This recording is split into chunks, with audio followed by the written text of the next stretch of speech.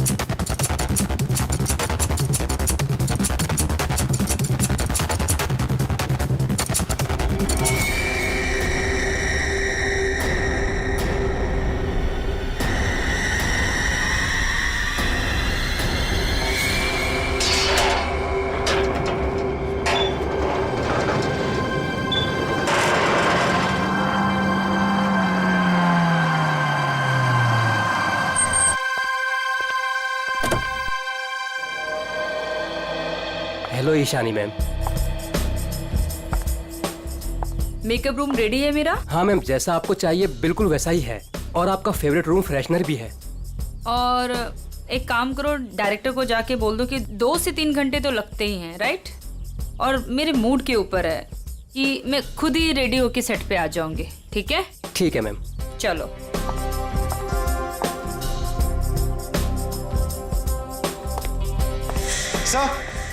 Sir Ishani madam आ गए हैं। आ गई? बीबू जी देख, महारानी के तैयार होते ही आज का पूरा शॉट उसको अच्छे से समझा देना। जी सर। ठीक है, मैं उसके नखरे नहीं झेल सकता। Yes sir. सर अगर उसने मुझे थप्पड़ मार दिया तो खा लेना एक थप्पड़। स्पॉट सुन, ईशानी मैम का जूस और लो कैलोरी दही जल्दी से लाना, नहीं तो वो शूट कैंसिल कर देगी। सुनो, क्या मतलब है ये सबका? तुम लोग इधर उधर भाग रहे हो जैसे कि पता नहीं कोई शेरनी आ गई है। जाओ जल्दी से जाकर ईशानी को रेडी करवाओ। अभी मैं डायरेक्शन टीम को बोल के आती हूँ।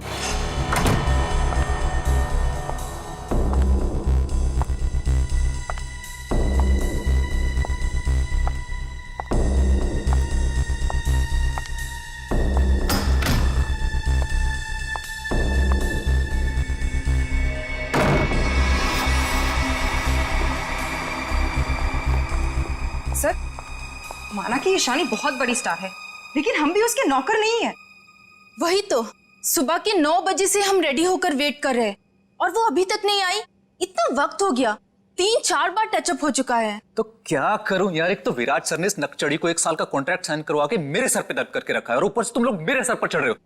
प्लीज ट्राई टू कोऑपरेट यार। Cooperate my foot. मैं ईशानी के नखरे और बर्दाश्त नहीं कर सकती हूँ। मैं जा रही हूँ यहाँ से। मैं विराट सर के चेक्स वापस कर दूंगी, लेकिन मैं ऐसे काम नहीं कर सकती हूँ। बाय। अरे मैडम रुके।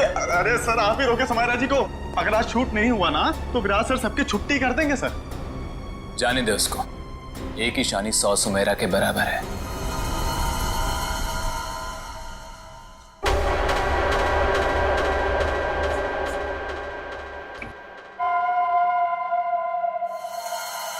बीबू बहुत देर होगी, देखना कहां पर है, बुला उसको। सर वो सैंडल उतार के मारेगी मेरे मुंह पे। लिख के ले लो, वो वापस नहीं आने वाली है। ईशानी के नखरे ही एक दिन उसे ले डूबेंगे। अरे तू जा उसको बुला के ले, जा जा। अरे जाना। जा रहा हूं सर।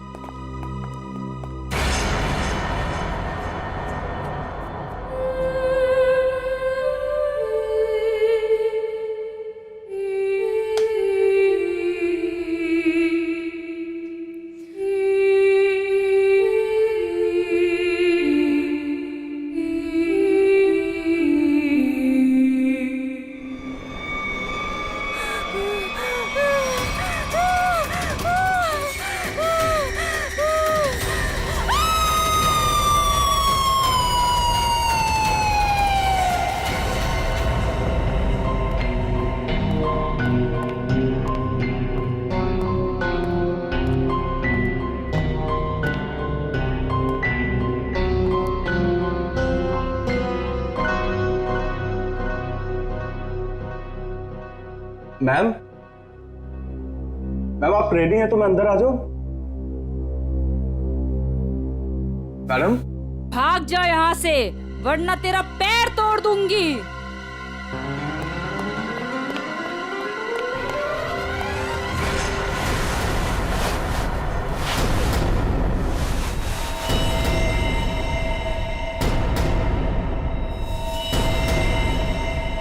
नहीं, उसने कहा भाग जा तो भागकर मेरे पास आ गया, अंदर जाने की हिम्मत नहीं की। उनके बिना बोले मैं अंदर कैसे जाता? आप नहीं जानते सर, गला दबा देती वो मेरा। 3 घंटे से वो तैयार हो रही है, यहाँ शूटिंग का टाइम निकला जा रहा है और तुझे अपने गले की पड़ी है। मैं देखता हूँ, चलकर चलो।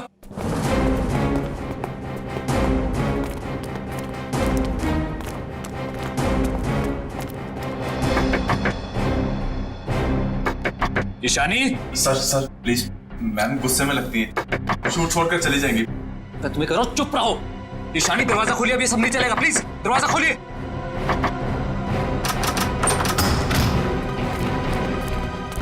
अरे मैम ये हेड क्यों पहनी आपने? ये तो ब्रीफिंग में है ही नहीं। मैम ऐसे बैठे क्यों हैं? क्या अकड़ है इस औरत के अंदर। ईशानी जवाब दो, हमारी तरफ देखो। ईशानी, ईशानी।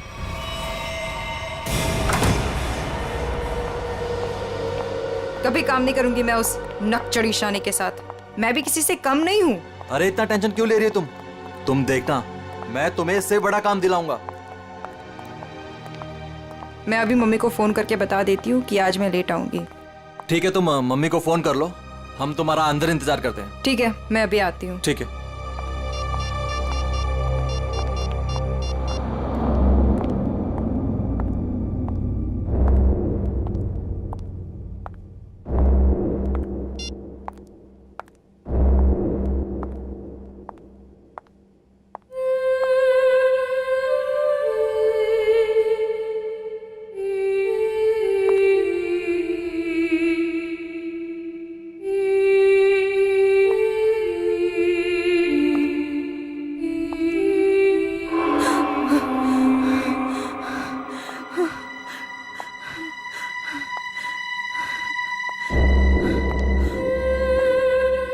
कौन है? सामने आओ। ये है? ये यहाँ कैसे?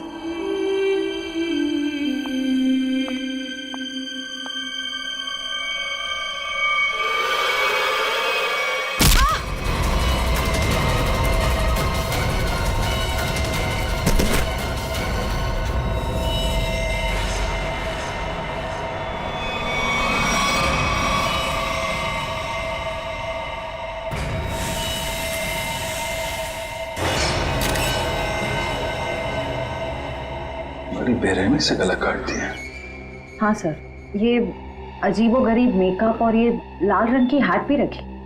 मारने के बाद इतना मेकअप करता है कातिल, ये लाल रंग का हैट, बड़ा अजीब केस है ये। सर ये मेकअप और सारा कुछ उस कातिल ने ही किया है। अच्छा, आखिरी बार कौन आया था ईशानी से मिलने? मैं गया था सर वहां पे, लेकिन उन्होंने अंदर से ही बोल दिया कि भाग जाओ वरना तुम्हारी टांगे तोड़ देंगे। टांगे तोड़ दूंगी? क्यों? सर एक्चुअली ईशानी अपनी मर्जी की मालकिन थी और वो अपनी मर्जी से ही शूटिंग पर आती थी। अगर गलती से भी उसको किसी ने कुछ बोल दिया तो कभी भी शूटिंग छोड़कर चली जाती थी। सर इसका मतलब काफी लोग होंगे जो ईशानी को नापसंद करते होंगे। ईशानी? क्या हो गया ईशानी को? किसने किया ये सब? आप कौन है आप? जी ये जो एड शूट हो रही थी ये मेरी एड है, मैं मालिक हूँ इस कंपनी का। ठीक है, इधर आइए थोड़ा। अच्छा बीबू, तुम वापस कितनी देर बाद आए थे प्रीतम और लोगों के साथ? सिर्फ कुछ सेकंड्स में, अगर कहें ज्यादा से ज्यादा बस 1 मिनट। 1 मिनट में? 1 मिनट में इतना सब कुछ किया? सर सर 1 सेकेंड, यहाँ पे एक फिंगरप्रिंट मिला है और बाकी सब कपड़े ठीक है, मगर बस ये तो देखिए सर, ऐसा लग रहा है किसी ने कैंची से काटा है सर।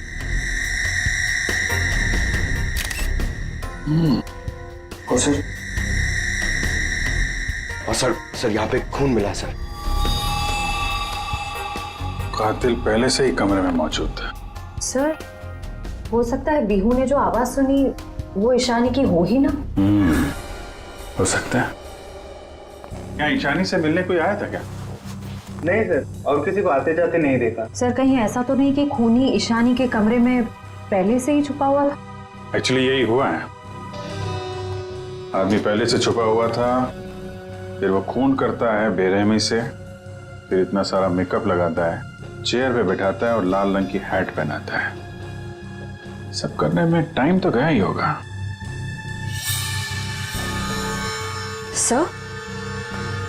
सर ये देखिए, ईशानी का टॉप भी कटा हुआ है।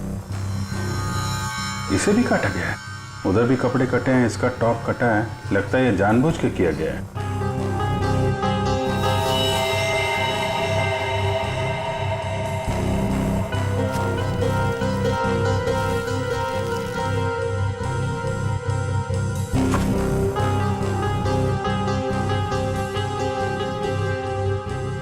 सर ये कॉटन सॉक्स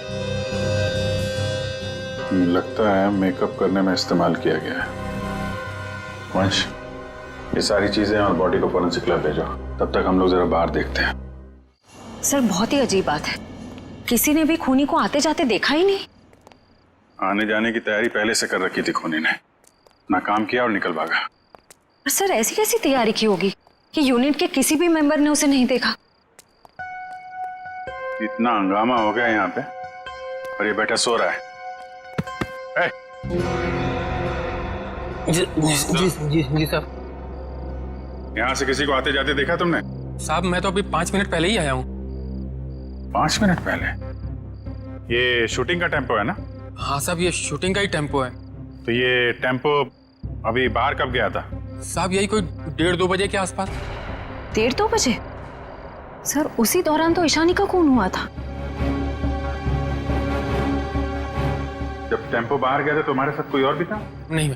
अच्छा, पीछे कोई बैठ कर गया था, तुमने किसी को आसपास देखा? मैडम पीछे तो सामान रहता है, अब पीछे कोई बैठा हो तो मैंने नहीं देखा। इससे अच्छा तरीका और क्या हो सकता है खूनी के यहाँ से निकलने का?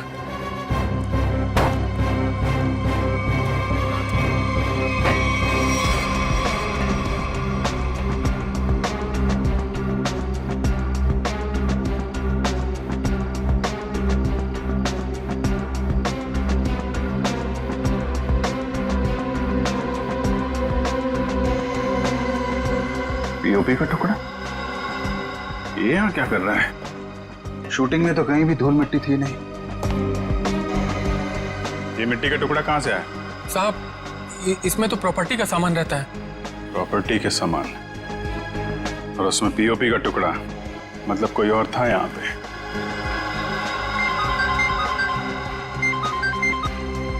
हेलो, क्या? कहाँ पे?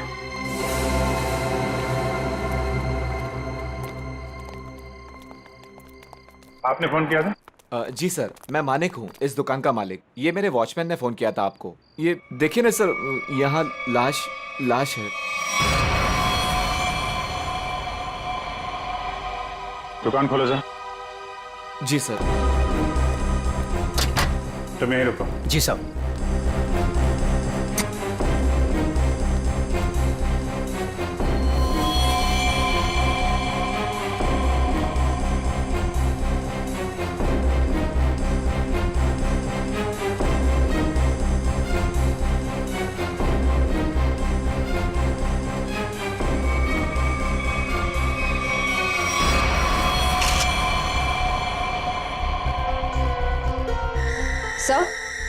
सर इसे भी बिल्कुल ईशानी की तरह मारा गया है।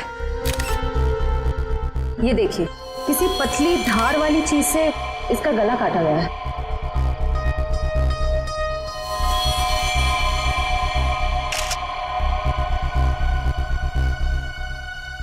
सर ये देखिए, इसका टॉप भी वैसे ही काटा गया है।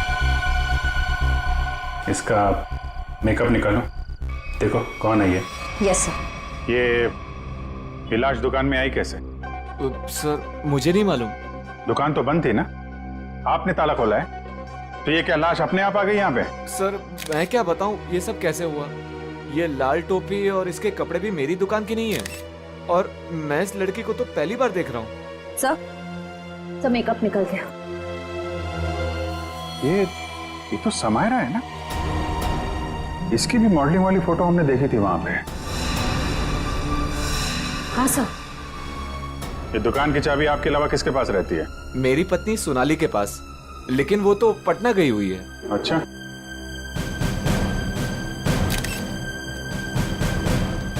तुम्हारी ड्यूटी में एक आदमी यहाँ पे खून करता है, उसकी लाश को यहाँ दुकान में रख दिया। क्या कर रहे थे तुम? कुछ देखा नहीं तुमने? देखा ना साहब, पर वो खूनी है ये कैसे पता चलता? हा?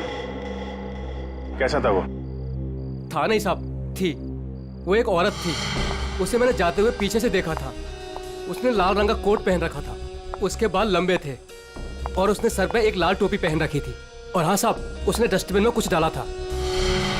मतलब सर खूनी एक औरत है? कहाँ है वो डस्टबिन जिसमें उसने कुछ डाला था? वो वहां।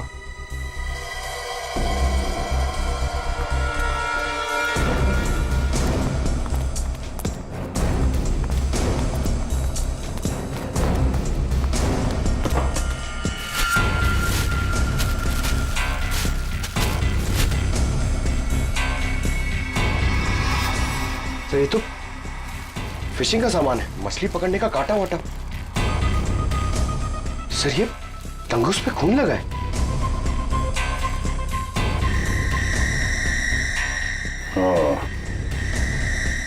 लगता है इसी का इस्तेमाल किया गया है खून करने में। भरे दिन के उजाले में शूटिंग पर कोई मेकअप रूम में घुसता है और ईशानी को मार डालता है, और तुम में से किसी ने कुछ भी नहीं देखा और ना कुछ सुना है? ये कैसे हो सकता है? सर एक्चुअली ईशानी की परमिशन के बिना उसके कमरे में कोई नहीं जाता था। इनफैक्ट उसने बीबू को भी दरवाजे के बाहर से ही भगा दिया, और उसके बाद जैसे ही हम लोग गए तो देखा वो मरी हुई थी। चलो सर ये कास्टिंग डायरेक्टर है कीकू। लेकिन सर मुझे यहाँ क्यों लाया गया है? मैंने समायरा और ईशानी का गला थोड़ी काटा है। चुप! तुम ही वो कास्टिंग डायरेक्टर हो ना, जो ईशानी और समायरा को जानते हो उनके मॉडलिंग की शुरुआत के दिनों से? जी सर। और विराज की शूटिंग पर तुमने ही भेजा था ना उन दोनों? हाँ सर। मतलब तुम अच्छी तरह से जानते थे कि वो कब और कहां मिलेंगी? देखिए सर, गलती हो गई, अब मैं किसी को कहीं नहीं भेजूंगा। दरअसल 5 साल पहले ही मैंने वो काम छोड़ दिया था। 5 साल पहले काम छोड़ चुके थे? कुछ लड़कियों ने मेरे खिलाफ केस कर दिया था, उस वजह से मेरा ऑफिस भी बंद हो गया। तो फिर कल तुमने ईशानी और समायरा को विराज के शूट पे कैसे भेजा? दरअसल दोस्ती दोस्ती में विराज के शूट पर उनको भेज दिया था सर, लेकिन इन सब से मेरा कोई लेना देना नहीं है सर। फिलहाल तो हम मान लेते कि तुम्हें कुछ नहीं मालूम, तुमने कुछ नहीं किया। लेकिन एक बात याद रखो, अगर जरूरत पड़ी तो तुम लोगों को हम फिर से बुला लेंगे। जा सकते हो तुम।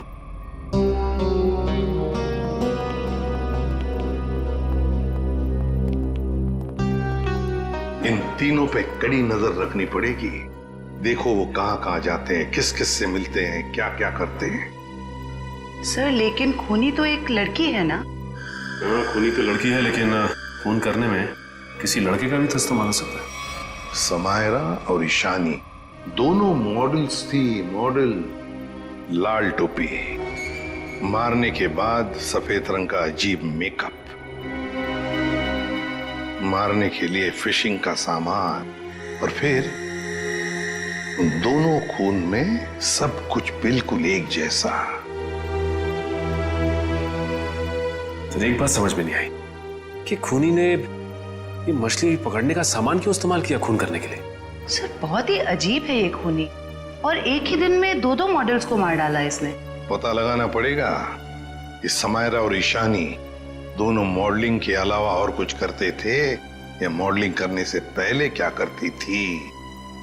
कहीं दोनों के बीच में कोई संबंध तो नहीं था, पता लगाना पड़ेगा।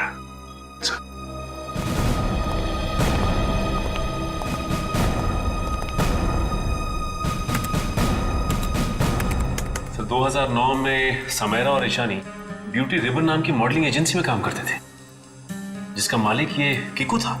Kiku, casting director Kiku. इस कीकू के बंद पड़े ऑफिस में जाना पड़ेगा, देखना होगा, शायद इसके बाकी मॉडल्स की भी जान को खतरा हो।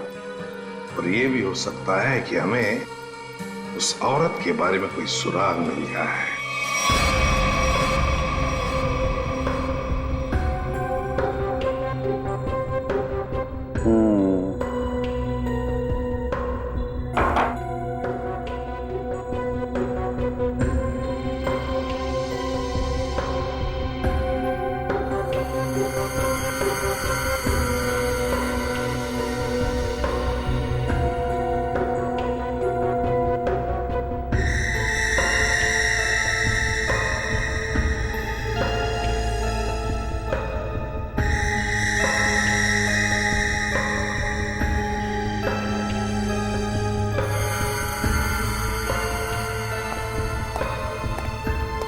सर हमारा शक बिल्कुल सही निकला। खून करने के लिए इस्तेमाल किया गया ये हथियार एक खास तरह का फिशिंग किट ही है। सर आप सुन रहे हैं मैं क्या कह रही हूँ? हाँ सुना तारिका, लेकिन मैं फिलहाल किसी और काम में हूँ। क्या? खूनी का कद नापने में। अरे वाह साळुंखे, खूनी के कद का पता लगा लिया तूने? हाँ बस 1 मिनट से नहीं, ये दोनों के गर्दन का ये घाव देखो बस। ये घाव का निशान ऊपर की तरफ बना हुआ है, ना तो सीधा है ना नीचे की तरफ। मतलब खूनी ने तार से इन्हें ऊपर की तरफ खींचा। इसका मतलब साफ है, खूनी की ऊंचाई इन दोनों से ज्यादा थी। मतलब सर वो खूनी औरत इन दोनों से लंबी है? बिल्कुल पंकज, और लगभग 5 फीट 7 इंच थी। ये मेरी ट्रिग्नोमेट्रिक कैलकुलेशन मुझे बताती है, इंक्लूडिंग वो जो सैंडल उसने पहने हुए थे उनके। एक बार हाथ में आ जाए ना तो ऊंचाई भी नाप लेंगे। 5 फुट 7 इंच की लड़की जिसके लंबे और सीधे बाल हैं। और सर या तो उसे फिशिंग करने का, मछली पकड़ने का शौक था, या तो फिर किसी खास मकसद से उसने ये सामान, ये फिशिंग किट का इस्तेमाल किया होगा। साळुंखे, लगता है इस मछली पकड़ने के तंगूस से, इस तार से इन दोनों के गले को काटा है। बिल्कुल बस। डॉक्टर साहब, जो प्लास्टर ऑफ पेरिस जैसी मिट्टी मिली थी हमें, उससे कुछ पता चला क्या? हाँ पता चला सचिन। बॉस वो सामान मूर्ति बनाने के काम में आता है। मूर्ति बनाने का? बॉस टेस्ट चल रहे हैं, बाकी का भी पता चल जाएगा। तो कब बताएगा साळुंखे? बताऊंगा थोड़ी देर में, लेकिन एक खास बात और बताना चाहता हूँ। वो क्या है? बॉस ये देखो, ये है वो तार जिससे खूनी ने इनका गला काटा। खूनी जब इनका गला काटने की कोशिश कर रहा था, इन लोगों ने अपने बचाव में हाथापाई की होगी। उसी झड़प के दौरान खूनी का पलक का एक बाल मुझे इस तार पर से मिला है। तो मतलब तू अब इस बाल का डीएनए टेस्ट करेगा, है ना? करना ही पड़ेगा। एक खूनी लड़की जिसका कद 5 फुट 7 इंच है, जिसके सीधे और लंबे बाल है, जिसे मछली पकड़ने का शौक है और शायद मूर्तियां बनाने का भी। बस इतना भी काफी है हमारे लिए, इस लड़की को ढूंढने के लिए। मछली पकड़ने का खास सामान लेके चलती है तो समंदर के किसी किनारे में कुछ तो पता चलेगा ही उसके बारे में। पर सर हमें सिर्फ उसकी ऊंचाई, उसके काले सीधे बाल और उस टोपी के बारे में पता है। सिर्फ इतनी इंफॉर्मेशन के बलबूते पर उस तक पहुंचना थोड़ा मुश्किल लगता है सर। कोशिश तो करनी पड़ेगी श्रेया, अपने आप तो चल के आएगी नहीं हमारे पास, है? हाँ वंश, इन्हें बता दिया ना हमें किस लड़की की तलाश है? जी सर। हाँ तो क्या जानते हैं उस लड़की के बारे में आप? साहब आप लोग ऐसी औरत के बारे में जानना चाहते हैं ना, जो मछली पकड़ने के लिए बोट का इस्तेमाल करती है? बिल्कुल। ऐसी तो बहुत औरतें आती है हमारे यहाँ पर। देखिए, जिस लड़की की हमें तलाश है वो लंबी लड़की है, 5 फुट 7 इंच की होगी, लंबे बाल हैं, सीधे बाल हैं। और उसकी उम्र तकरीबन 25 से 30 साल के बीच में। लंबे बाल, 25 से 30 साल की उम्र, ऐसी 2-3 लड़की आती है हमारे यहाँ पर। हमें उनके नाम और पते चाहिए। आप जब वोट देते हैं तो नाम पते तो लिखते होंगे ना? जी साहब।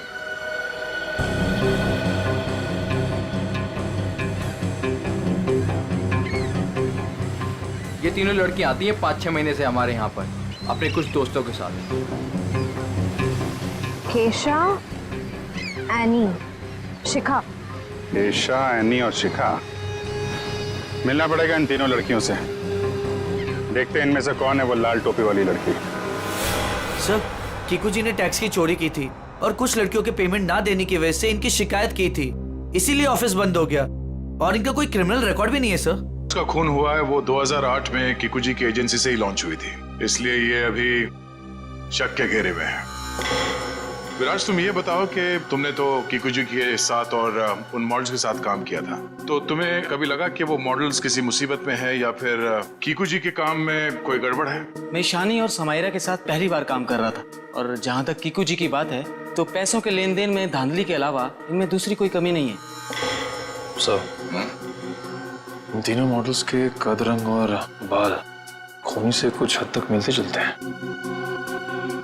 एक काम करो, इन सबसे पूछताछ करो कि मॉडलिंग के अलावा ये लोग क्या काम करते हैं, क्योंकि इंफॉर्मेशन ये है कि आजकल इनमें से कहीं मॉडलिंग नहीं करती।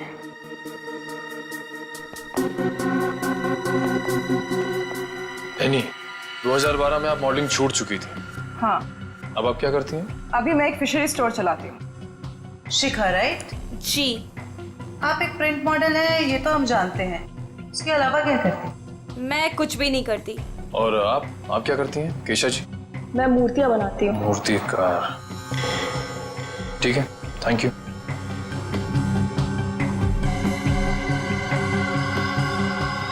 तो बिल्कुल खूनी की प्रोफाइल जैसा है। कंपनी का नाम रेड इंक। मेरा शक सही है, इस एजेंसी के मॉडल्स का ही कुछ राज है। सर,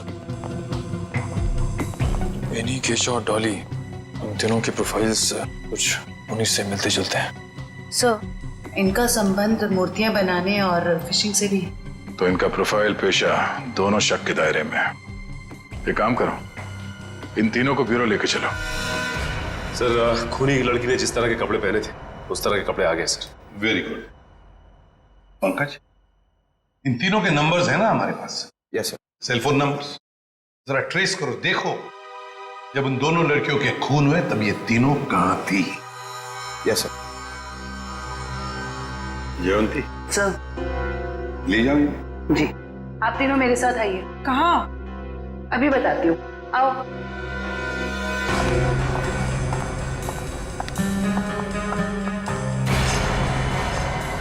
अरे साहब, ये तो वही कपड़े और टोपी है जो मैंने उस रात उस औरत को पहने हुए देखा था। तो फिर आप जरा ध्यान से देखो इसे। क्या ये वही लड़की है, वही औरत है जो उस रात खून कर रही थी? सर, मैंने उस औरत का चेहरा सामने से नहीं देखा था, उसे जाते हुए मैंने पीछे से देखा था। जाते हुए देखा? जी सर। ठीक है, केशा जरा वहां तक चल के दिखाओ। सर, ये कैसी जांच है आपकी? जितना कहा है उतना ही करो।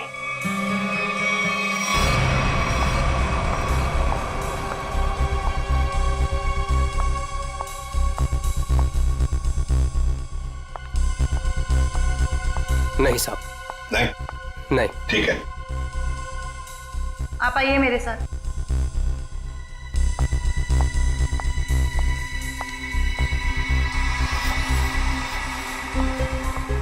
रुको, वहां तक वॉक करके आओ।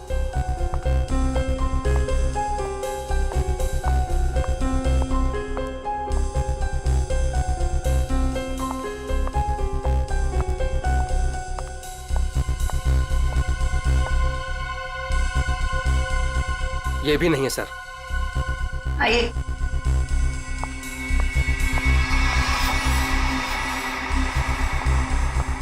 सर, इन्हें तो कपड़े काफी अच्छी तरह से फिट हो रहे हैं। हाँ, दिख रहा है। अब ऐनी जी जरा चल के भी दिखाइए।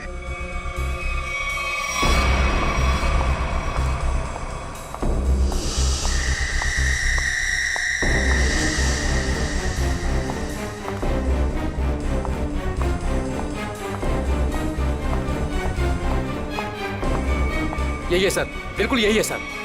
क्या बक रहे हो?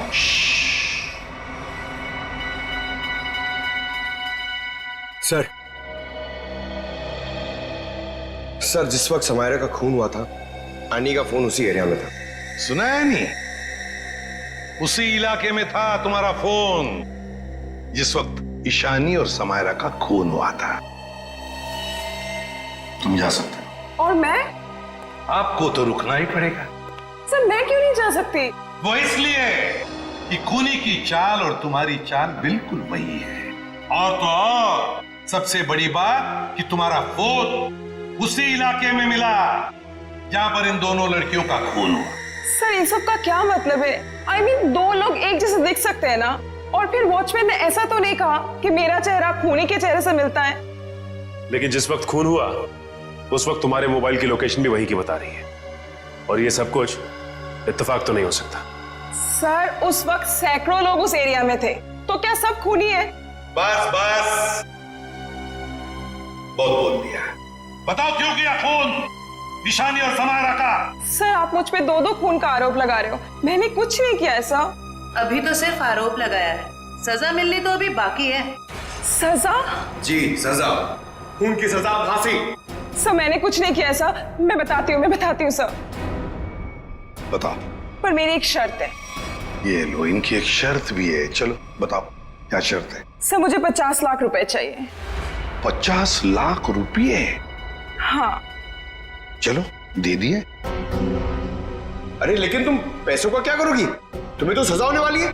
आप वो सब छोड़िए, मैं आपको बता रही हूँ ना, मैंने कुछ नहीं किया। सर मैं तो सिर्फ उसे जानती हूँ जो खूनी को जानता है। और वो है शिखा। शिखा? तुम इतने यकीन के साथ कैसे कह सकती हो? आप लोग पता कर सकते हैं ना? हाँ वो तो हम पता करेंगे। सर मेरे पैसे? पैसे? कौन से पैसे? सर अभी आपने बताया आप देंगे। कब? नहीं सर, मैंने तो कुछ नहीं सुना। कब कहा? सर ये सरासर धोखा है। नहीं नहीं नहीं नहीं, यानी जी हम कभी धोखा नहीं करते। हाँ धोखा जरूर करते हैं जब कोई कानून के साथ खिलवाड़ करता है, तब कभी कभी सीआईडी वाले धोखा देते हैं।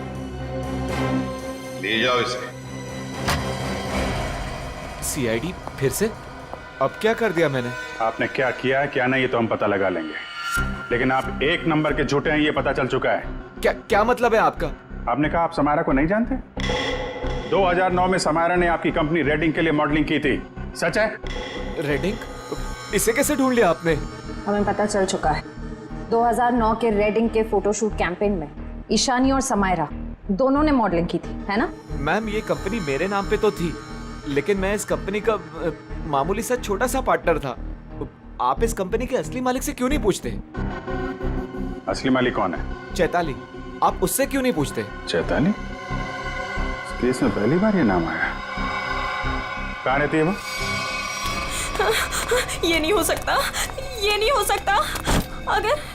अगर सीआईडी को सच का पता चल गया तो बहुत बुरा हाल होगा मेरा।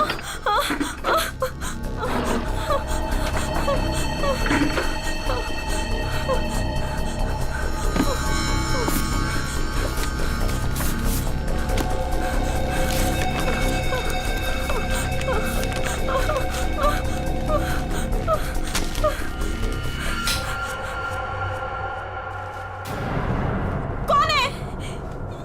ये लाइट क्यों बंद कर दी? ये लाइट्स किसने ऑफ की?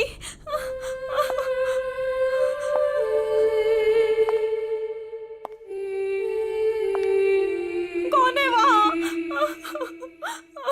कौन है वहां?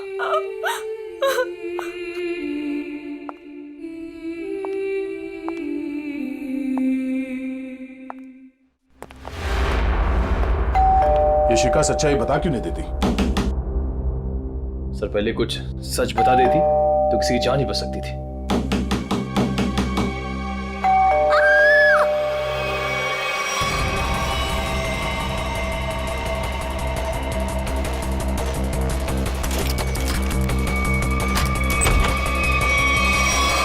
शिखा, शिखा, शिखा, बचाओ!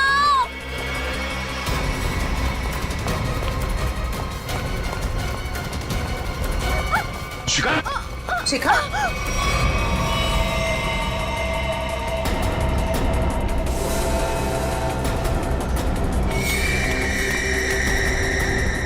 नस कटी नहीं है। इशिता जल्दी एम्बुलेंस को बुलाओ, जल्दी।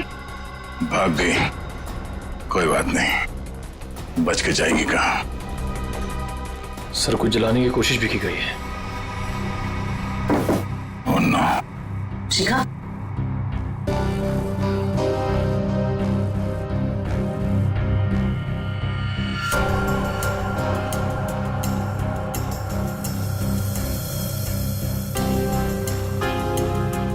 इतना लंबा बाल ये शिखा का तो नहीं हो सकता। तो भागते भागते बाल छोड़ दी। देखते हैं कहां तक भागती है ये। आइए सर।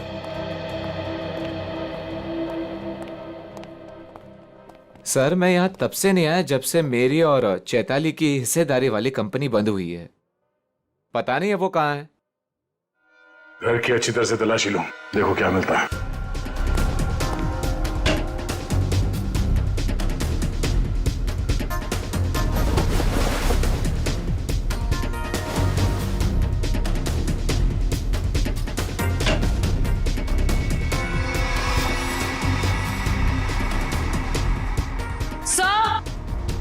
आ जाओ दी। सर ये देखिए,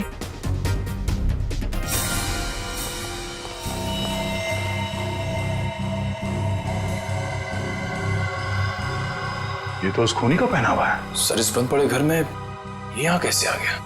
चलो निकालो उसे बाहर।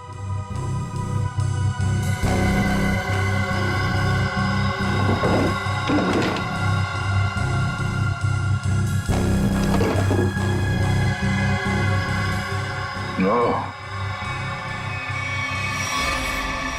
ये चक्कर है। सारंगे, शिखा के घर की खिड़की से हमें एक बाल मिला, जरा मैच करके देख पलक के बाल से। ये रहा वो बाल सर, उस खूनी लड़की का बाल। बॉस, ये बाल हमारे किसी काम का नहीं, बेकार सबूत है। क्या मतलब? मतलब ये बॉस के खूनी के पलक का डीएनए रिपोर्ट आ चुका है। तो खूनी कोई लड़की नहीं है, खूनी एक आदमी है। एक आदमी है जिसकी उम्र 40 से 45 साल। ये टोपी, लंबे बाल, सैंडल, ये सब धोखा है। तो मतलब खूनी कोई लड़की नहीं, बल्कि लड़की की भेष में आदमी है। ऐसा क्यों किया उसने? लड़की के भेष में क्यों? खून करने के और भी आसान तरीके थे उसके पास। लगता है ये खूनी कोई सरफिरा है। खूनी कोई सरफिरा नहीं, शैतान दिमाग का आदमी है ये, शैतान दिमाग का। सोच समझ के सब कुछ कर रहा है ये। एक काम करते हैं, जितने भी लोगों पर शक है ना, सबको यहां बुला लो, सबका डीएनए टेस्ट करते हैं। आप बताते क्यों नहीं कि हम सब लोगों को यहाँ पर क्यों लेकर आए हैं? ऐसी जगह लाए क्या हमारा कोई टेस्ट होने वाला है? और आप लोगों को हम सब पे शक है कि हमने खून किया है। लगता है हम सब बिना जुर्म के सजा भुगतने वाले हैं। बस बहुत हो गया। खूनी को ढूंढने का हमारे पास यही एक रास्ता है। और वैसे खूनी का बहुत ही खास सुराग मिला है हमें। डॉक्टर साहब बिल्कुल ठीक है। दरअसल क्या है, खूनी चाहे कितना भी होशियार हो, कितना भी चालबाज हो, कोई ना कोई क्लू हम लोगों के लिए छोड़ जाता है। और इस बार भी खूनी एक क्लू छोड़ गया है, और वो क्लू है पलक का एक बाल।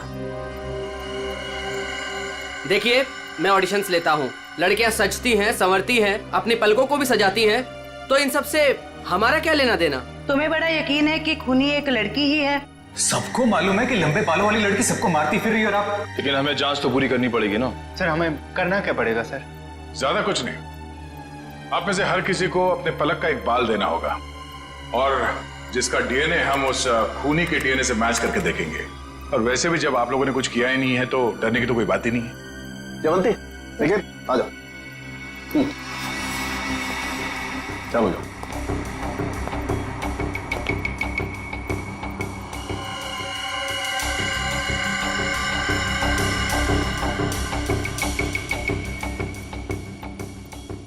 देखिए प्लीज, मेरी तबीयत ठीक नहीं लग रही, मुझे चक्कर आ रहे हैं, मुझसे ये सब नहीं होगा।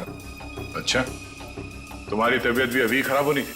सर आप इस जांच को बाद में भी कर सकते हैं। चलो प्रीतम, मैं तुम्हें हॉस्पिटल ले चलता हूँ, चलो।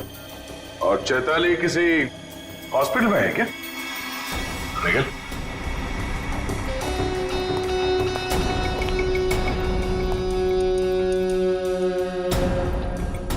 सही कह रहा हूं ना मैं?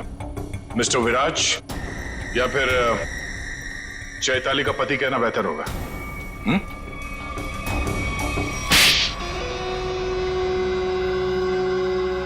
चैताली कहाँ है बताओ।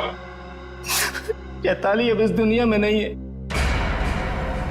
और जिनकी वजह से वो इस दुनिया में नहीं है, मैंने उन सबको, समायरा और ईशानी, उन दोनों को भी चैताली के पास पहुंचा दिया। और जिस लड़की शिखा को आपने बचाया है, मैं उसे भी नहीं छोड़ूंगा। तुम सीआईडी के सामने किसी को जान से मारने की धमकी दे रहे हो मिस्टर विराज, बड़ी हिम्मत है। तुम्हारे घर में हमें पता चल गया था कि सारे खून के पीछे तुम्हारा ही हाथ है, और अब डीएनए टेस्ट से प्रूव भी हो जाएगा, लेकिन हम तुम्हारे मुंह से सुनना चाहते हैं। मैं तो अपनी बीवी को इंसाफ दिलाना चाहता था, बस शिखा, समायरा और ईशानी, ये तीनों मेरी बीवी की खुदकुशी की जिम्मेदार थी, पर ये बात मुझे 5 साल बाद पता चली। इतने सालों बाद तुम्हें कैसे पता चला कि ये तीनों तुम्हारी बीवी के मौत के जिम्मेदार है? ये 2009 की बात है। चैताली ने द रेड इंक कंपनी में पैसा लगाया था, और ये तीनों लड़कियां उसके बराबर की पार्टनर थी। माणिक तो बस नाम का पार्टनर था इनके पीछे। मैं उस वक्त यूके में था और इन तीनों लड़कियों को जानता भी नहीं था, लेकिन जब इनकी कंपनी नुकसान में चली गई तो इन तीनों ने मेरी बीवी को कर्जे पर बकायेदारों से लड़ने के लिए अकेला छोड़ दिया और उसे मरने पर मजबूर किया। और जब तक मैं उसके पास पहुंचता, उसने फांसी लगाकर खुदकुशी कर ली। मैंने एक औरत का वेश बनाया और अपना बदला लेना शुरू किया, ताकि आप लोग ये सोचते रह जाएं कि खूनी एक औरत थी। शिखा के घर जो जलाया था वो एक सबूत था, उसको मुझ पे शक हो गया था। माना कि उन तीनों की वजह से तुम्हारी बीवी अब इस दुनिया में नहीं रही। तुम कानून की मदद ले सकते थे, लेकिन तुमने ऐसा नहीं किया।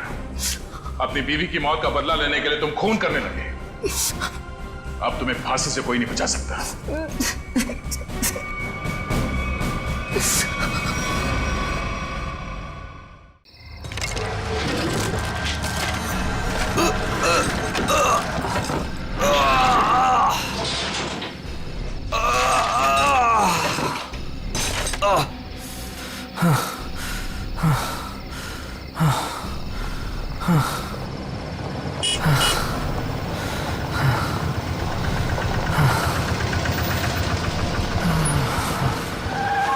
क्या हुआ भाई?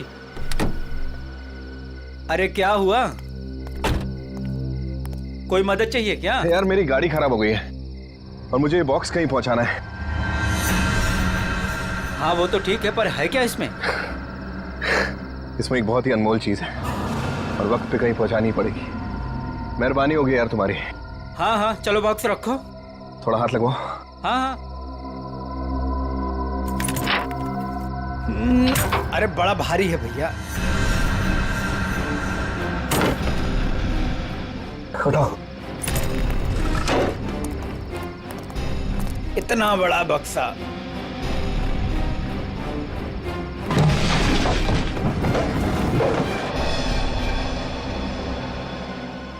ये एड्रेस है, इस बक्से को इस जगह छोड़ देना। क्या मतलब है? आप नहीं आ रहे हो?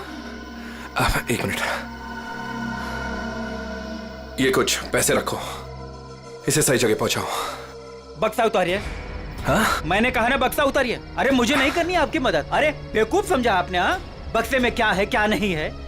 तुम ये सब रखो यार, लेकिन टाइम पे बक्सा जिस एड्रेस पे बोला है वहां पहुंचा देना। हाँ देखिए मेरी एक शर्त है, बक्सा खोल के देखूंगा मैं। अरे क्या है क्या नहीं है इसमें।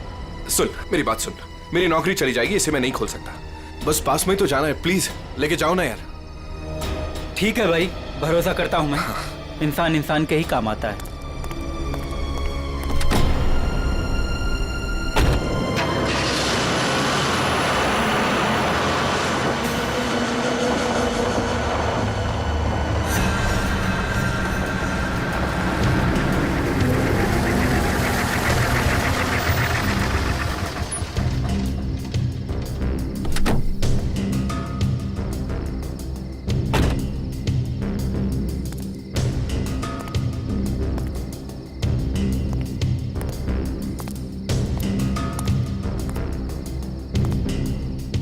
पता तो यही।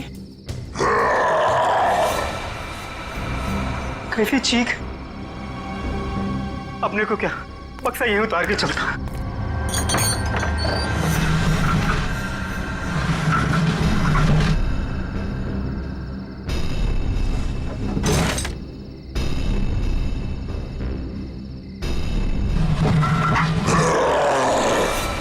बक्से में से चीख?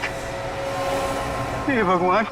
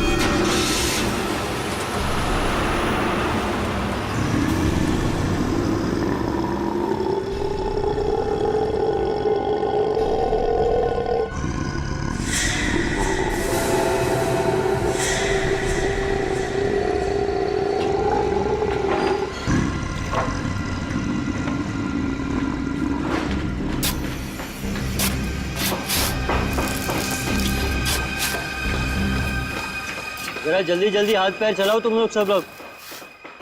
15 दिन में ये बिल्डिंग पूरी करके देनी है हमें, वक्त नहीं है हमारे पास।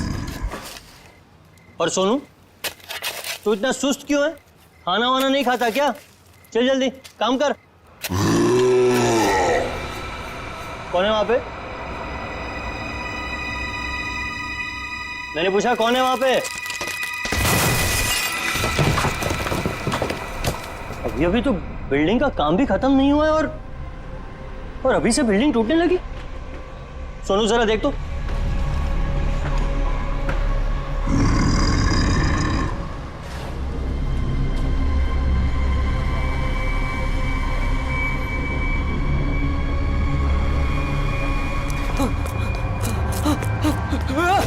भागो, सब भागो ऐसे। सोनू, वरना सब मारे जाओगे। सोनू हुआ क्या? सब। अरे हुआ क्या? किस चीज की आवाज थी? और ये चेहरे पर निशान कैसा है? पट्टियों वाला मुर्दा। मुर्दा? मुर्दा उर्दा कुछ नहीं होता है, ये जरूर कोई चोर और घुसाया होगा। एक काम करो, सब लोग मेरे साथ चलो, चलिए मेरे साथ।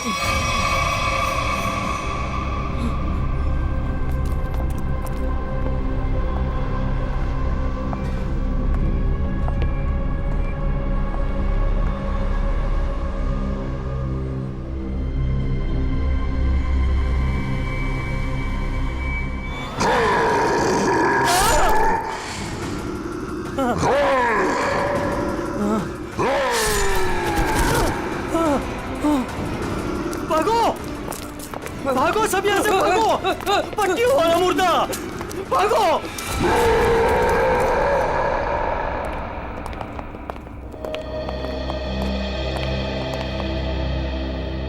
सर, मैंने और मजदूरों ने मिलकर एक फैसला किया है।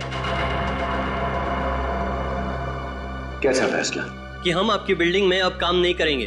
तुम क्या बकवास कर रहे हो तुम? सर, लगता है आपकी नजर कमजोर हो चुकी है, इसलिए मेरे चेहरे पर ये निशान आप देख नहीं पा रहे। ये हाँ, शराब पी के झगड़ा किया होगा। सर, ये उस आत्मा की देन है जो आपकी बिल्डिंग में है। आत्मा? क्या बकवास कर रहे हो तुम? हाँ? जानता था, मैं जानता था कि आप मेरी बातों पर विश्वास नहीं करेंगे, इसलिए मैं साथ में सोनू को भी लाया हूं। सोनू,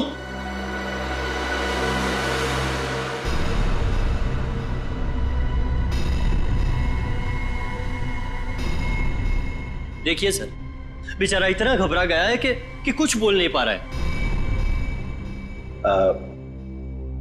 सोनू, ये सब क्या है? साहब, पट्टी वाला मुर्दा और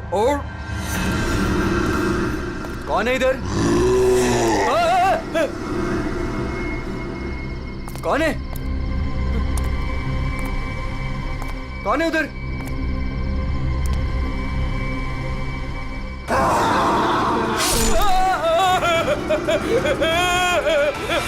मुझे लगता है कि तुम सब लोग काम कम और नशा ज्यादा करते हो, तभी ऐसी बहकी बहकी बातें कर रहे हो। सर अगर हमारी बातों पर यकीन ना हो तो कोई दूसरे मजदूर रख के क्यों नहीं देख लेते?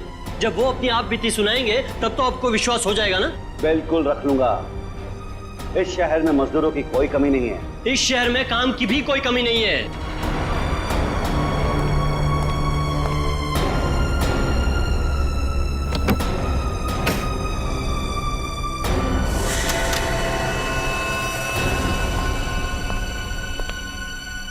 ये तुम्हारा आज तक का हिसाब। और एक बात याद रखना कि इस बिल्डिंग पर मेरे और मेरे इन्वेस्टर्स के करोड़ों रुपए लगे हैं।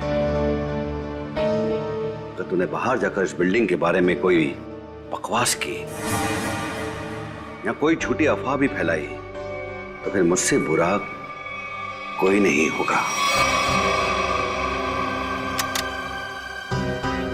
दिनेश, पैसे कोई पेड़ पे नहीं उगते, समझे? हाँ, और हम तुम्हारे फाइनेंसर हैं, कोई एटीएम मशीन नहीं कि जब दिल में चाहा कार्ड डाला और पैसे ले लिए। देखिए, आप लोग बेवजह भड़क रहे हैं। बेवजह? तुमने कमिटमेंट किया था, अब तक बिल्डिंग तैयार हो जाएगी, क्या हुआ? हाँ चंदू, मैं बिरयानी बना रहा हूँ, कोई 2 मिनट में बनने वाला बर्गर नहीं। जब आप लोग बिल्डिंग की क्वालिटी देखेंगे तो आप लोगों को खुद ब खुद ये एहसास हो जाएगा कि आप लोगों का पैसा बिल्कुल सही जगह लगा है। हाँ, पता चल रहा है कि इन्वेस्टमेंट कहाँ पर हो रहा है। वैसे काफी अच्छी पार्टी थी आपने अपने शादी की सालगिरह की। और Natasha, excuse me, sorry sir, मैं आप लोग को तो अपनी फ्रेंड से मिलवाना ही भूल गई। मीट, कम।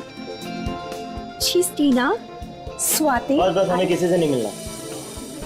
दिनेश, इस बार अगर तुमने जबान पलटी ना, 15 दिन मतलब 15 दिन, दैट फाइनल। हाँ हाँ, 15 दिन पक्का। और हाँ, 15 दिन से ज्यादा हुआ ना तो तुम्हारा घर और भाभी जी के गहने बेच करके अपने पैसे हम लोग वसूल लेंगे, समझा? अरे पक्का कहाँ? दिनेश सुनो ना। एक्सक्यूज मी, आपकी भाभी बुला रही है मन से। एक्सक्यूज मी, जल्दी आइए ना। क्या है? दिनेश देखिए ना, मार्केट में नया हार आया है, आप कभी लेकर देंगे मुझे ये? बस हार और गहने, इन चीजों के अलावा तुम्हारे लिए और कोई चीजें इंपॉर्टेंट है ही नहीं। पति जिए हमारे, तुम्हें कोई फर्क नहीं पड़ता। मन तो करता है कि तुम्हारा गला दबा दूं। क्या बात है पापा, आप मम्मी पर इस तरह से क्यों चीख रहे हैं? मैंने सिर्फ सालगिरह का तोहफा मांगा था और ये ऐसे कर रहे थे मुझ पर। आशा, ये जो तुम्हारे ठाट बाट और ऐशो आराम है ना, वो केवल इसीलिए है क्योंकि तुम्हारा ये पति दिन रात गधे की तरह काम करता है। पापा, अगर आपके पास इतना ही पैसा है ना तो थोड़ा हम पर भी खर्च कर दो प्लीज। पहले तो आपने फ्लैट देने के लिए भी मना कर दिया, और अब जब मम्मी ने आपसे एक छोटा सा हार मांगा तो उसमें भी आपको दिक्कत है। तुम दोनों नालायक बच्चों को तो मैं कुछ दूंगा नहीं, और तुम लोग मेरे घर में रहते हो, इसी बात से खुश रहो।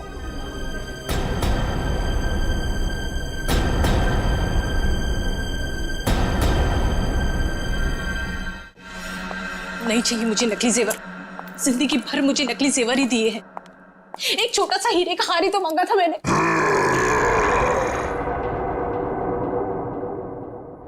कौन? कौन है वहां? कौन है वहां? कौन है वहां?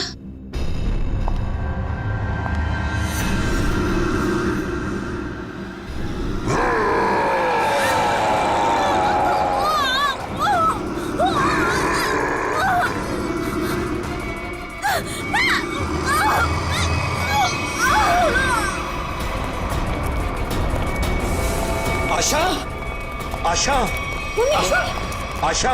क्या मम्मी? आशा, एक सांस।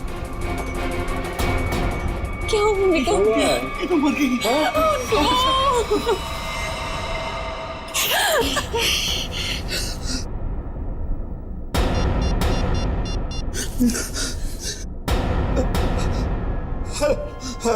Hello CID.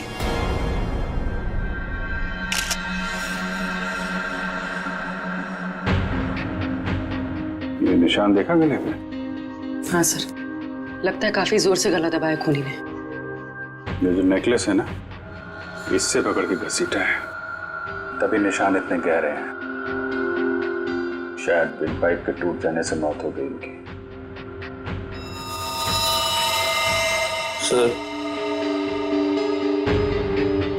सर खून के निशान कॉरिडोर में यहां तक आए हैं और आशा जी की चप्पल। अपने आप को बचाने में बहुत स्ट्रगल किया होगा इन्होंने, पर खूनी ज्यादा ताकतवर निकला। Excuse me. एक सेकंड।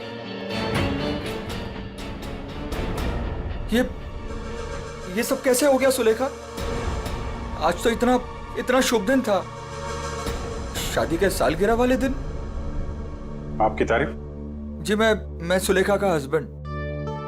अच्छा, तो आशा जी आपकी सास थी? जी। सास ससुर की एनिवर्सरी पार्टी में आप काफी लेट नहीं आ रहे हैं? वो बिजनेस मीटिंग में फंस गया था, इसलिए लेट हो गया। बस अभी पहुंचा हूं। ठीक है, इधर आ जाइए आप। दिनेश जी, आपको किसी पे शक है? कौन कर सकता है ऐसा काम? सर, मेरी वाइफ की किसी से कोई दुश्मनी नहीं थी। सर, मैं यही कह रहा हूं कि दिनेश ने खुद ही अपनी बीवी का खून करवाया है। सर, हमने इसका झगड़ा सुना था। ये अपनी बीवी से कह रहा था कि मैं तुम्हारा गला दबा दूंगा। पति जिए या मरे तुम्हें कोई फर्क नहीं पड़ता। मन तो करता है कि तुम्हारा गला दबा दूं। तो बकवास कर रहे हैं लोग। अगर मैंने गुस्से में कुछ कह दिया तो इसका मतलब ये तो नहीं ना कि मैं सचमुच वो कर दूंगा। वैसे ऐसा हुआ क्या था कि आपको इतना गुस्सा आ गया कि आपने गला दबाने की धमकी दे दी, वो भी शादी की सालगिरह वाले दिन? सर, इसकी वजह भी ये लोग ही है। ये मेरे इन्वेस्टर्स हैं। अब मुझे एक पाई ऐसे देते हैं जैसे मुझ पर एहसान कर रहे हैं। तुम लोगों की मैं एक पाई चुका दूंगा, वो भी ब्याज सहित, समझे? तो दे दो ना। एक मिनट, बिजनेस की बातें मत कीजिए। यहाँ पे खून हुआ है।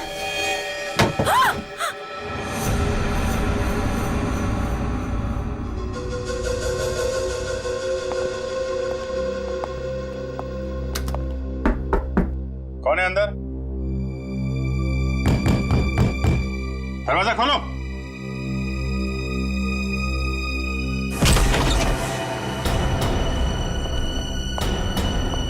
ओह माय गॉड, कौन है ये? सुनिए। छोटो, कौन हो तुम हैं? और यहाँ क्यों चुप के बैठी हो? मुर्दा पट्टियों वाला मार डालेगा। सर, डरी हुई है, ऊपर से जख्मी भी। देखो, आप बिल्कुल घबराइए मत। हम लोग सीआईडी से हैं। आपका नाम क्या है? कोमल। कोमल, आप यहाँ क्यों चुप के बैठी थी? वो पट्टियों वाला मुर्दा बाहर घूमते हुए देखा। पट्टियों वाला मुर्दा? जैसे मैं यहाँ से बाहर निकली तो पट्टियों वाला मुर्दा बाहर था। अच्छा ठीक है, तुम वो जो भी पट्टियों वाला मुर्दा था उसका स्केच बनवा सकती हो? हाँ। Very good. स्केच आर्टिस्ट को बुलवाओ और इस घर का कोना कोना छान मारो। देखो खूनी के बारे में कुछ सुराग मिलता है क्या? जाओ।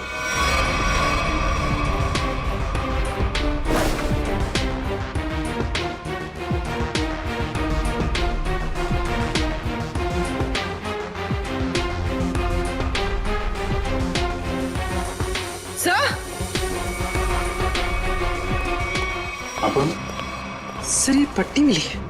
क्या? यहाँ पर। कोमल ने देखा पट्टी वाला मुर्दा, और यहाँ पे पट्टी का टुकड़ा मिला। सर, स्केच तैयार है। तो ये है वो पट्टी वाला मुर्दा। इस मुर्दे का और इस पट्टी का क्या राज है, जल्द से जल्द पता लगाना होगा। गले का हार बेचारी का फांसी का फंदा बन गया। जैसे ही खूनी ने हार खींचा, बेचारी कुछ नहीं कर पाई। सर, वो आदमी गले का हार छीनने के लिए आया था, ऐसा लगता नहीं? वही तो सचिन, वही तो राज है। बड़ा अजीब तरीका ढूंढा खून करने का यार। हाँ, जयवंती, डॉक्टर साहब को जरा स्केच दिखा। Yes sir. ये देखिए सर। ये मम्मी की ड्रेस है। मम्मी मतलब माँ? मम्मी नहीं प्रेडी, मम्मी। हजारों साल पहले जब इजिप्ट में राजा महाराजा मर जाते थे तो उनकी बॉडी को एम्बाम कर दिया जाता था। अलग अलग तरीके की सीक्रेट्स, दवाइयां, मरहम, बाम वगैरह लगा दिया जाता था उनकी बॉडी पर और बाद में इन पट्टियों से उसे ढक दिया जाता था। इससे मम्मी सड़ती नहीं थी। मर गए मतलब हजारों साल पुरानी लाश यहाँ पे आ गई और एक के बाद एक खून कर रही है। और शायद अगला खून तुम्हारा होगा। मेरा हो गया? अब चुपचाप खड़े रहो। और एक बात ध्यान में रखो, मम्मी कभी सड़ती नहीं है और ना मम्मी कभी जिंदा होती है। अच्छा सर, ये जो पट्टी का टुकड़ा हमारे हाथ लगा है, कहीं ऐसा तो नहीं कि ये खूनी के साथ हाथापाई के दौरान आशा जी के हाथ आ गया? नहीं, ऐसे नहीं हुआ। तारिका जी, आप ठीक है वहां पे? नहीं। फिर एक सीआईडी ऑफिसर बोल रहा है कि इनके हाथों में पट्टी आई थी, मतलब आई थी। सीआईडी ऑफिसर आसमान से उतरता है क्या? उससे गलती नहीं हो सकती। ये पट्टी का टुकड़ा जो आप लोग लेकर के आए हैं, ये हाथापाई में नहीं फटा है। अगर हाथापाई में फटता तो सीधा नहीं फटता, टेढ़ा मेढ़ा फटता, समझे? और ये टुकड़ा कोई मामूली टुकड़ा नहीं है। 1500 साल पुराना है ये टुकड़ा। 1500 साल? 1500 साल? 1500 साल? जी, किसी ने मम्मी की पट्टियां खरीद ली हैं। कहां से सालूं के साहब? ये इजिप्ट से?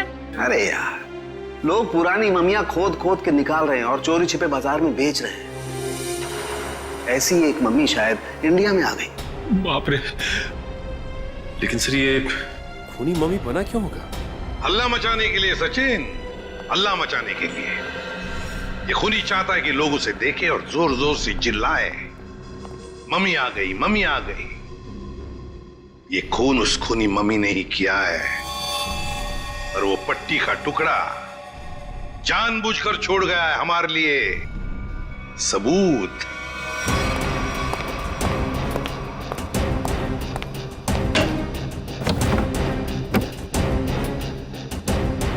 आज तो मैं इस मम्मी का काम तमाम कर दूंगा।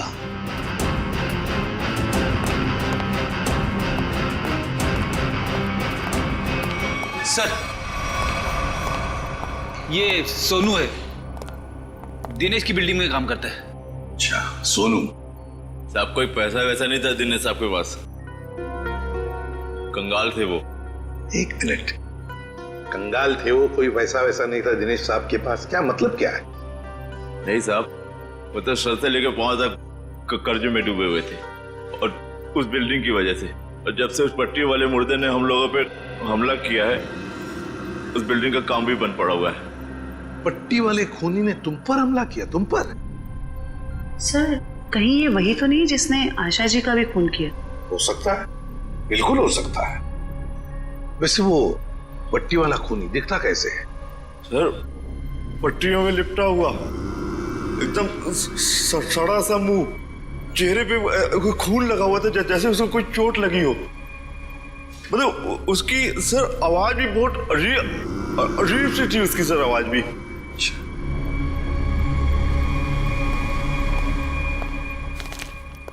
एक मिनट,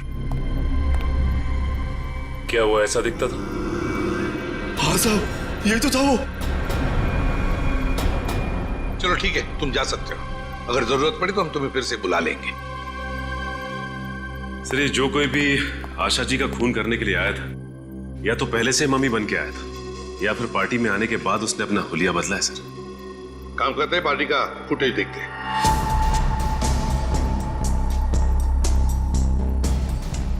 एक मिनट, पॉज करो। ये देखो, ये है ना महेश, आशा जी की बेटी सुलेखा का पति महेश। हाँ सर, लेकिन ये तो कह रहा था कि आशा जी की मौत के बाद आया था ये पार्टी में। झूठ बोला हमसे, वो झूठ बोला। जयवंती सर, फोन करके बुला लो उसे अभी, इसी वक्त।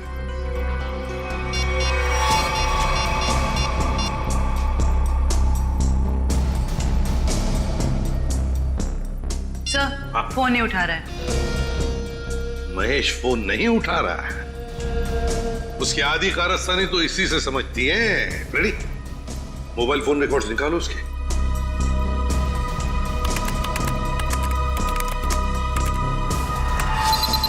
सर, ये रहे महेश के फोन कॉल रिकॉर्ड्स। 40 बार फोन किया है एक ही नंबर पे, और ये नंबर तो उसके सासू माँ का है। सर, सासू माँ से इतना ज्यादा लगाव? इस महेश से मिलना पड़ेगा। महेश। एक्सक्यूज मी,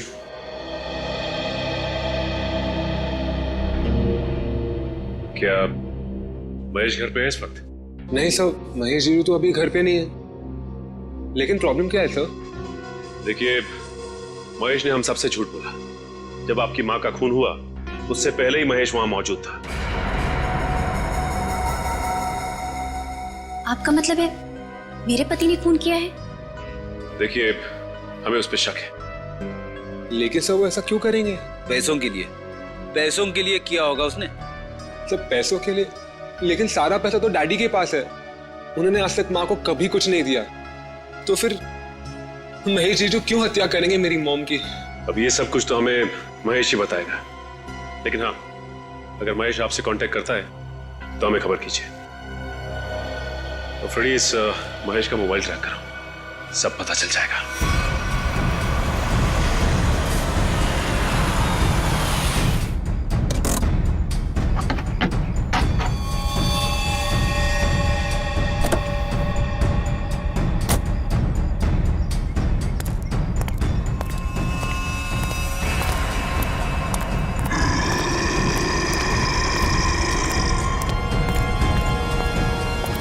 आज ये पट्टियों वाला मुर्दा मिल जाए बस।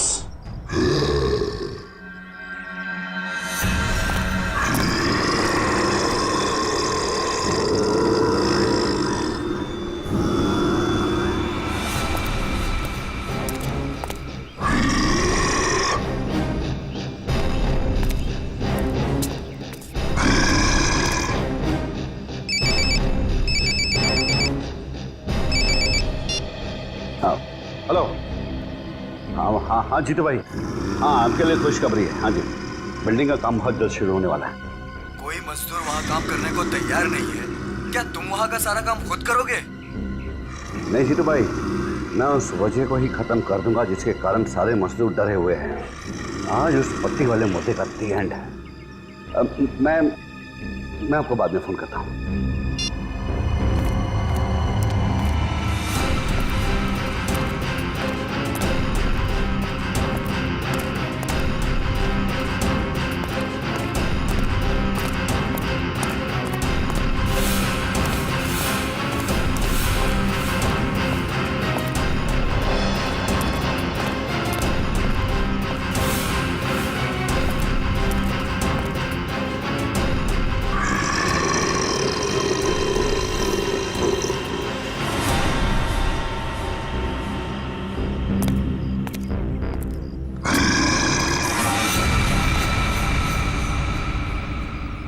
आवाज आई,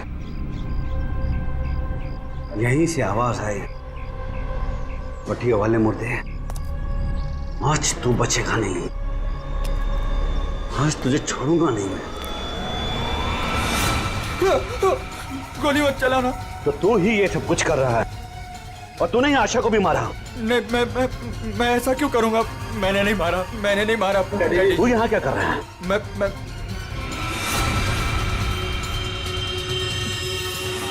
डैडी, वो आपके पीछे है। ना महेश, मैं तेरी किसी भी चाल में आने वाला नहीं। मैं सच कह रहा हूँ, वो पट्टी वाला मुर्दा आपके पीछे ही है।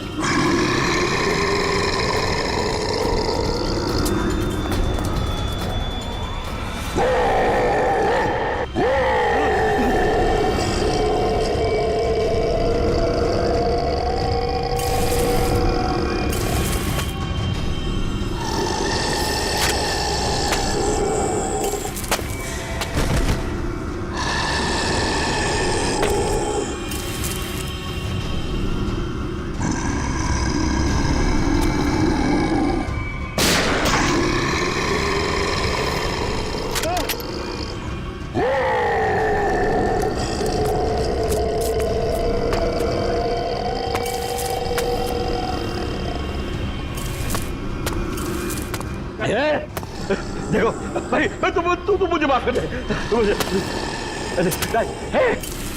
क्यों मेरे पीछे? मेरे पीछे पीछे पीछे कुछ भी नहीं है। देखो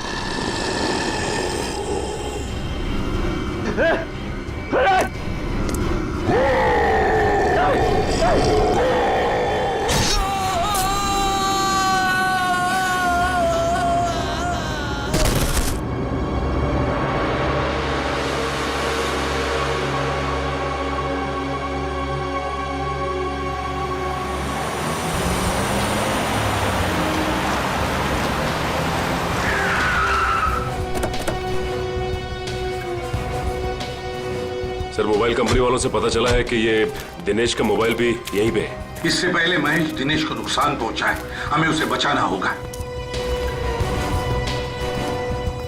अरे सर, दिनेश। चलो देखते हैं।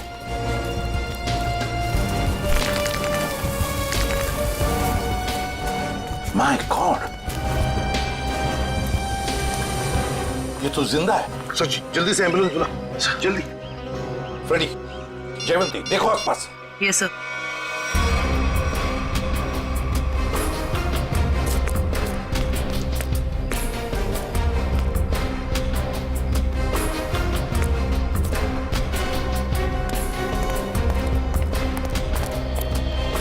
महेश सर। हाँ फ्रेडी, क्या हुआ? सर, महेश बेहोश है। महेश, महेश। सर, हाँ, ये गन पड़ी हुई थी आप। सर, हम तो सोच रहे थे कि इन सब के पीछे ये महेश है, लेकिन ये तो खुद ही बेहोश पड़ा है। हाँ, ये तो महेश के होश आने के बाद ही पता चलेगा कि ये सब किसका किया कराया है।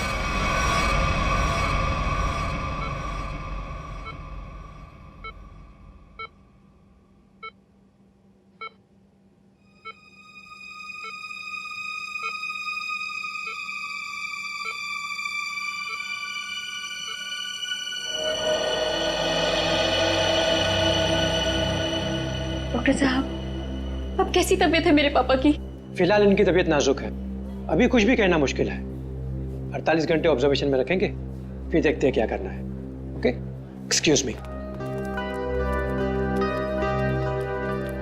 मैं कभी सोच भी नहीं सकती कि मेरा पति तब घिनौना मुजरिम निकलेगा। पहले तुमने मेरी माँ को मार दिया और अब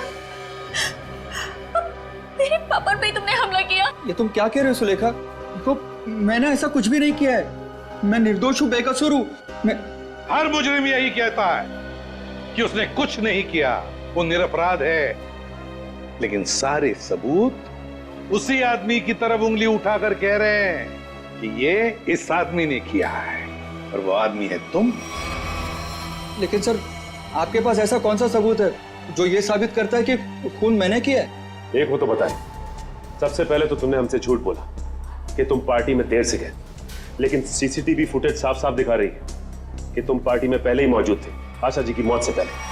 सबूत नंबर 2, 3 दिनों में 40 फोन किए तुमने आशा जी को, जबकि तुम उन्हीं के घर में रहते थे। इतने सारे फोन कॉल करने की वजह?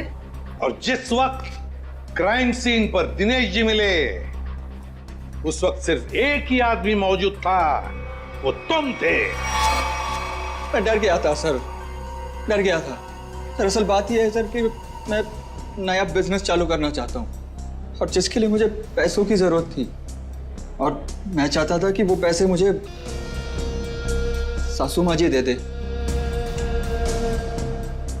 बस सर, इसीलिए मैं उन्हें बार बार कॉल कर रहा था, और कोई वजह नहीं है सर। तो इनके कहने का मतलब है कि ये पार्टी में पैसे मांगने के लिए गए थे आशा जी से, है ना? हाँ सर, उस दिन मैंने देखा कि ये लोग बिजनेस के लिए मुझे पैसा नहीं दे रहे, और सासू माँ को लाखों करोड़ों के गहने दिए जा रहे। और तुमने गुस्से में आकर मार डाला आशा जी को?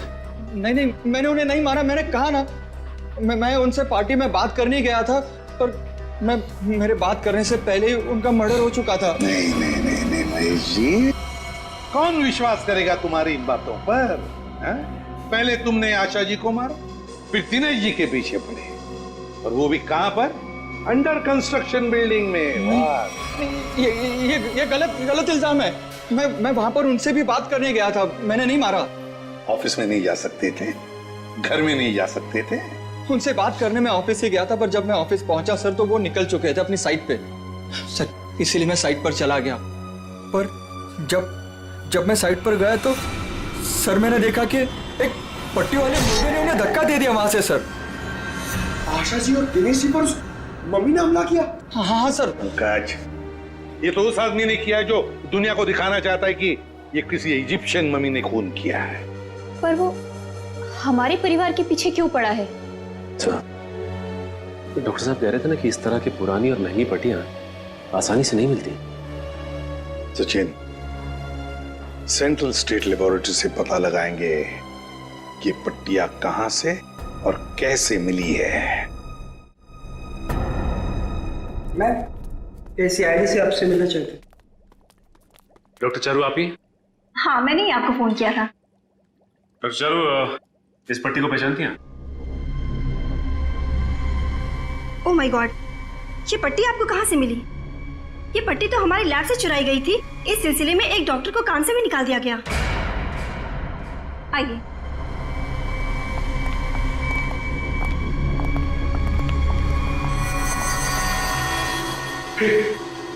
ये तो वही मम्मी है ना जो इजिप्ट में होती है। मतलब ये नींद में चलकर यहाँ पर आ गई। आप भी अच्छा मजाक कर लेते हैं। दरअसल हर साल इजिप्ट से इन मम्मीज को हमारे यहाँ रिसर्च के लिए भेजा जाता है, और सर ये मम्मीज 1500 साल पुरानी है। तो क्या सिर्फ इन्हीं मम्मीज की पट्टी गायब है? हाँ सर, कुल 5 मम्मीज की पट्टियाँ चोरी हुई थी, जिसमें से 2 पे मैं काम कर रही हूँ इन्हें गलने से बचाने के लिए। अच्छा, आप कह रही थी ना कि एक डॉक्टर को काम से निकाल दिया गया पट्टी चुराने के इल्जाम में, उसकी डिटेल मिल सकती है हमें? हाँ सर, देती हूँ।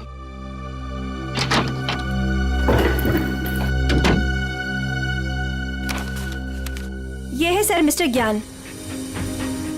इन्हें काम से निकाल दिया गया। इन्होंने पट्टियां चोरी की या नहीं ये तो मालूम नहीं, लेकिन इन मम्मीज की देखरेख यही करते थे। और हाँ सर, उनकी एक पर्सनल असिस्टेंट भी थी। इनकी असिस्टेंट का कोई फोटो, नंबर या एड्रेस है आपके पास? वो उनकी पर्सनल असिस्टेंट थी, इसलिए हमारे पास उनकी कोई डिटेल्स नहीं है। सर, 5 मम्मीज की पट्टियां गायब है और खूनी खुद मम्मी बनकर दिनेश के परिवार के पीछे पड़ा है। हाँ बोल रही, ये खूनी दिनेश के ऊपर दोबारा हमला करेगा। क्या हुआ डॉक्टर? आप पापा को इतनी अचानक से क्यों शिफ्ट कर रहे हैं? देखिए, इनकी हालत पहले से ज्यादा बिगड़ गई है। अगर इन्हें आरजे हॉस्पिटल भर्ती नहीं कराया गया तो इनका बचना मुश्किल हो जाएगा।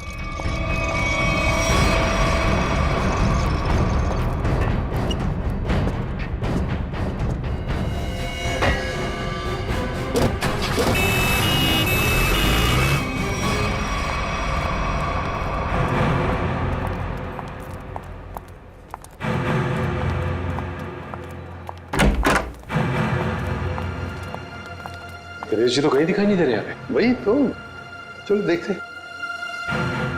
अरे डॉक्टर साहब। हाँ जी। ये पेशेंट मिस्टर दिनेश का है? हाँ जी, उनको तो डिस्चार्ज दे दिया है। क्या मतलब तबीयत सुधर गई थी उनकी? नहीं, तबीयत तो नाजुक ही थी, पर उनके परिवार वालों को शायद भरोसा नहीं था कि उनका यहाँ अच्छा इलाज होगा। तो उन्होंने दूसरे डॉक्टर को फोन किया और वो यहाँ से दूसरे हॉस्पिटल ले गए। कौन से hospital? RJ hospital. RJ hospital, उसका नंबर तो होगा ना यहाँ पर? हाँ जी, रिसेप्शन पे होगा। चलिए आइए बात करा देता हूँ।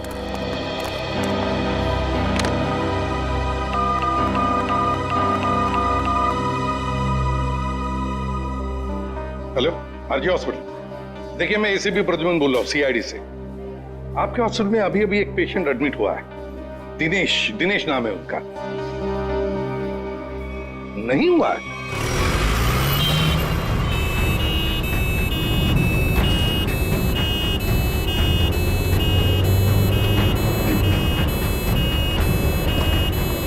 काम हो गया बॉस, तीर कमान से निकल चुका है। आप निशाना तैयार रखो।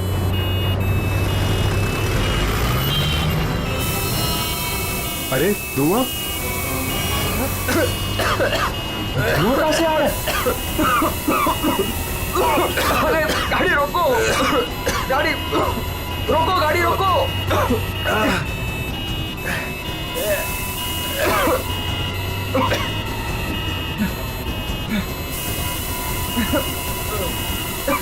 धुआं बढ़ते ही जा रहा है ये।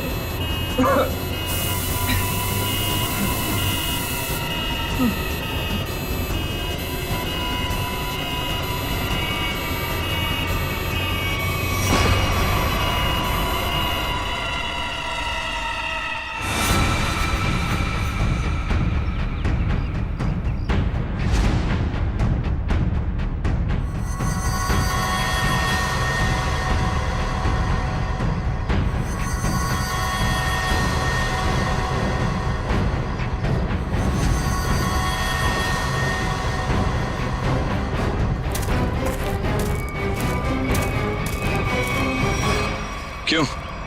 अब तुम्हारे जीवन का मकसद पूरा हो गया? हाँ, पिछले 10 साल से मैं इसी दिन के तो सपने देखती आई हूँ। और देखो, आज मेरा सपना पूरा हो गया। नहीं नहीं, सीआईडी के रहते अपराधियों के सपने कभी पूरे नहीं होते। सीआईडी? क्यों डॉक्टर ज्ञान? पेशा डॉक्टर का और काम एक अपराधी का। अबे देख क्या रहे हो? उड़ाओ इन सीआईडी वालों को।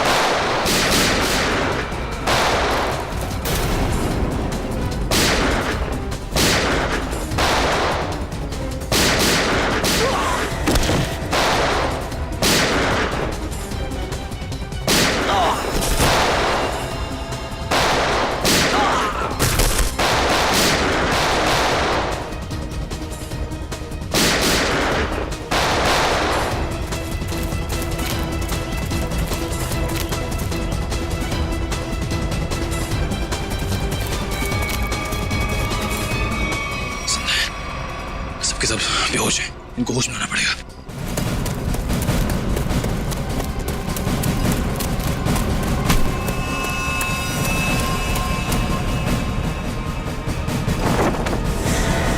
तुम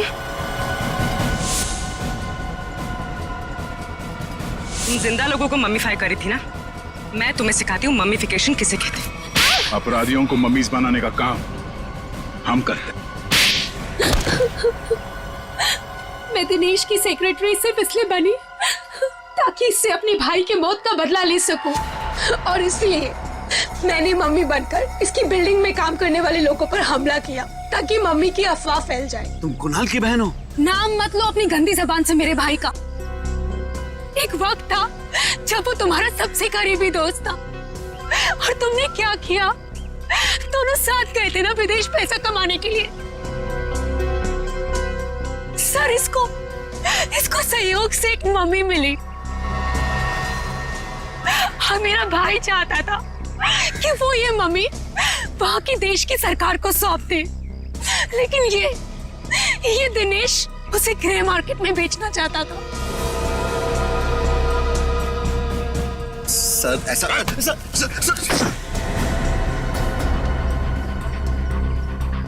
जब कुणाल ने कहा कि वो पुलिस के पास जाएगा तो मैंने उसे मारकर जमीन में गाड़ दिया और मम्मी बेचकर अमीर बन गया। वाह, बहुत अच्छा काम किया तुमने। पैसों के लालच में तुमने दोस्ती को जमीन में गाड़ दिया। मुझसे गलती हो गई सर, मुझे माफ कर दीजिए आप। अब ये तो समझ में आ गया कि तुमने नताशा को नौकरी पे इसलिए रखा क्योंकि तुमने कुणाल की बहन को देखा नहीं था। अगर ये बात समझ में नहीं आई कि डॉक्टर ज्ञान इस सब में तुमने इसका साथ कैसे दिया?